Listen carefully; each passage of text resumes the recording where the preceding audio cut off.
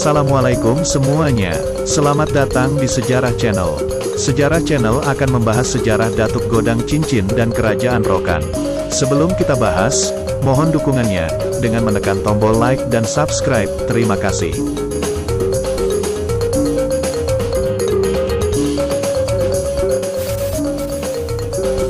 Menurut Jailani Taher, Datuk Godang Cincin mempunyai nama asli Muhammad. Berasal dari Bandar Ruhum yang sekarang bernama Romawi dan hidup di zaman 14 Masehi, ia seorang filsafat. Muhammad mempunyai adik yang juga seorang filsafat. Masalah terjadi, menurut Muhammad ia harus berpisah agar tidak terjadi konflik dengan adiknya. Ia memilih pergi untuk mencari tempat baru. Dengan menggunakan kapal ia pergi meninggalkan Romawi sendiri.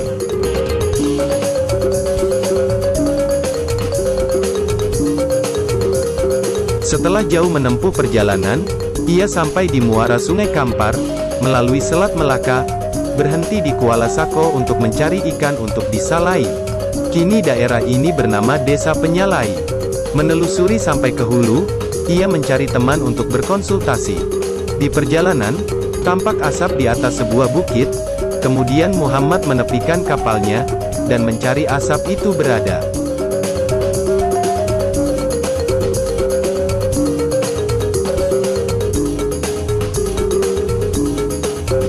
Asap berasal dari rumah keluarga Datuk Imam Jayo atau Datuk Penghulu Besar, di daerah Koto Teleng. Lalu mereka bicara, Muhammad usul ia ingin membuat desa di bawah bukit. Kesepakatan terjadi dan jadilah desa Koto, yang sekarang bernama Koto Kampar Hulu. Muhammad mulai bermukim di sana dan membuat tempat tinggal.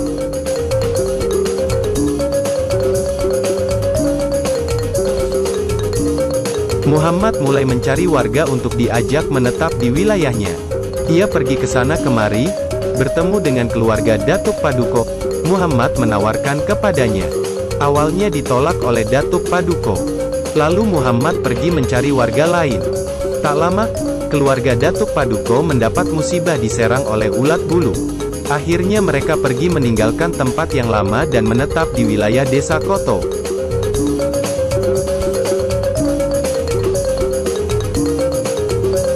Datuk Godang Cincin atau Muhammad mempunyai hobi sabung ayam, namun ayam yang ia punya berukuran kecil. Suatu ketika ia pergi mencari warga, di perjalanan daerah Simelanggang ia jumpa keluarga. Namun yang ada hanya anak perempuan dan adiknya. Muhammad bertanya, "Nak, di mana orang tua kalian?" tanya Muhammad. Jawab si anak, "Orang tua kami pergi berkebun tebu." Muhammad tidak lama di sana, ia melanjutkan perjalanan.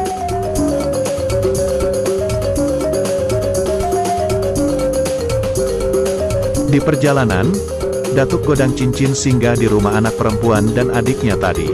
Ia bicara dengan orang tuanya untuk menjadikan anaknya sebagai istri. Dan Kape Cancang dijadikan keluarga. Dan nama perempuan itu Gendoya. Singkat cerita mereka mempunyai anak bernama Bujang Palawan.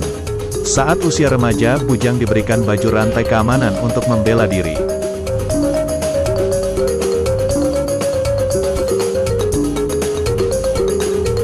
Di tempat yang berbeda, tepatnya Desa Koto Sembahyang Tinggi berdiri Kerajaan Rokan. Rajanya bernama Tengku Panglima Raja bergelar Tengku Raja Rokan. Suatu ketika wilayah mereka didatangi oleh pendekar berkokok. Ia lalu membuat kekacauan, ia mencari lawan dengan cara berkokok seperti ayam dan mengepakkan tangannya. 7 hari berlalu, Raja bingung untuk mengusirnya. Kemudian ia mengutus Hulu Balang untuk minta pertolongan kepada Bujang Palawan anak Datuk Godang Cincin dari Desa Tanjung. Hulu Balang pergi mencari sambil membawa seekor anjing. Di perjalanan tiba di bukit, mendadak anjing Hulu Balang berlari dan mengeluarkan suara khasnya.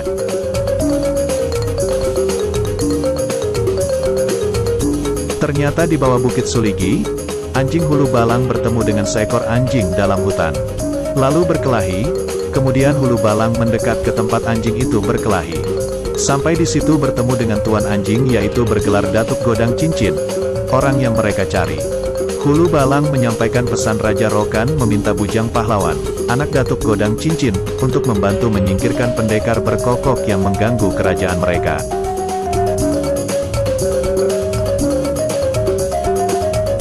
Maka kata Datuk Godang Cincin berkata, janganlah menjemput Datuk dan Bujang Pahlawan, biarlah hamba menghadap Tengku Raja Rokan buat melawan pendekar ayam berkokok itu. Kalau itu mau Datuk, baiklah, sahut utusan kerajaan. Sebab itulah ditetapkan sekarang batas Rokan dengan Kampar, yaitu Bukit Kalaran Anjing, Bukit Suligi.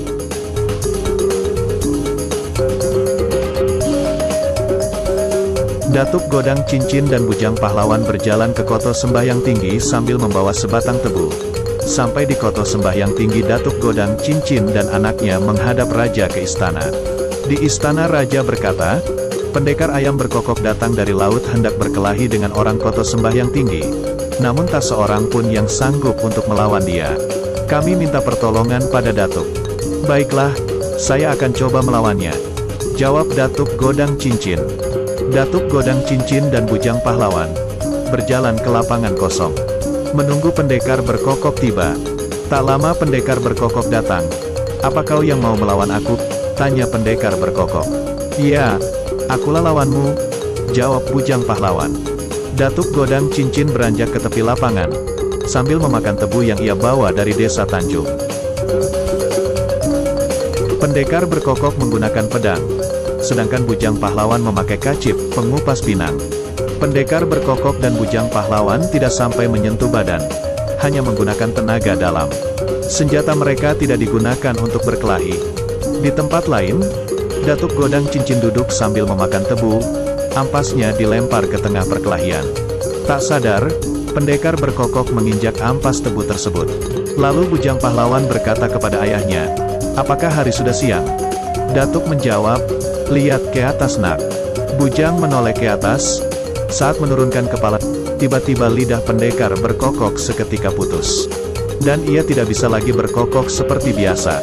Namun pendekar berkokok tetap melawan Bujang Pahlawan. Untuk kedua kalinya pendekar berkokok menginjak ampas tebu. Dan yang terjadi menurut Jailani, jantung pendekar putus dan ia pun mati. Akhirnya Datuk Godang Cincin dan Bujang Pahlawan mengalahkan pendekar berkokok. Warga setempat gembira dengan kemenangan ini. "Saya memberikan apa saja yang Datuk Godang Cincin mau," kata Raja. Mulanya Raja memberikan emas dan tanah, namun Datuk Godang Cincin tidak menerimanya. Lalu Raja bingung, "Apa yang Anda inginkan, Datuk?" Datuk menjawab, "Saya hanya minta bekal yang tidak pernah habis." Raja dan warga makin bingung dengan permintaan Datuk Godang Cincin. Raja memerintahkan Hulu Balang untuk mencari apa yang diminta oleh Datuk Godang Cincin. Dalam perjalanan tergesa-gesa mereka tidak sengaja menyenggol anak-anak yang sedang bermain. Anak-anak marah kepada Hulu Balang, "Kenapa Bapak tergesa-gesa, sehingga tidak tampak kami bermain di sini?" Hulu Balang menjawab, "Jangan banyak tanya, Raja sedang bingung." Dia tidak tahu apa yang diberikan kepada Datuk Godang Cincin yang mengalahkan pendekar berkokok. Datuk minta bekal yang tidak habis. Anak tersebut mengusulkan kerajaan Rokan dan desa Tanjung menjadi satu dalam persaudaraan. Hulu Balang ragu dengan usul anak kecil itu. Tapi mereka tidak bisa berbuat banyak. Mereka membawa anak itu ke Raja Rokan. Sampai di istana, anak itu menjelaskan maksudnya kepada Raja. Lalu Raja dan warga lain menerima usulan itu. Dari sinilah awal hubungan kerajaan Rokan dan desa Tanjung sangat dekat. Menurut Jailani, pernah waktu itu ada pergantian Raja Rokan yang baru. Dan saat itu perwakilan dari desa Tanjung belum hadir. Tak bisa menunggu, akhirnya Raja Rokan dilantik tanpa adanya perwakilan dari desa Tanjung. 7 hari acara besar digelar. Ternyata rombongan perwakilan dari desa Tanjung tiba. Sesuai dengan kesepakatan, setiap pengangkatan Raja Rokan warga desa Tanjung harus diikutkan. Mematuhi kesepakatan itu, pesta diulang kembali selama 7 hari. Itulah sejarah Datuk Godang Cincin dan Kerajaan Rokan. Sehingga sampai sekarang Ninik Mamak Rokan dengan Ninik Mamak Tanjung tidak bisa dipisahkan. Sekian dari Sejarah Channel dan mohon pamit.